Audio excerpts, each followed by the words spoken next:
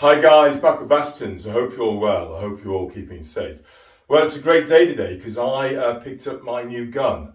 It was delayed. It didn't take 5 months. It took 7 months. So like watches, cars, there's problems with ordering guns in. What I decided to do was to trade in my Beretta 694 Sporter. And I also traded in my Beretta 690 Field 1. I'm just not doing any game shooting for the simple reason I just can't afford it. It's got way too expensive.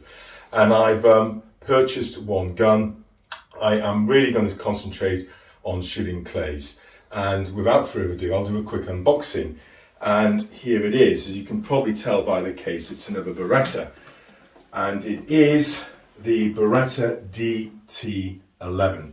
I have to say, I'm very pleased with this gun.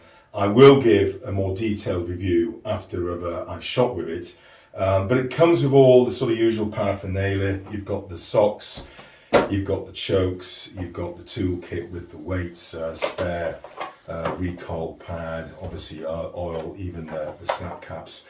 But yeah, I'm really pleased with this, and I'll talk as why I stuck with Beretta and the reasons why once I've shot with it, and I'll give a more detailed review on it. In the meantime, stay safe and stay tuned.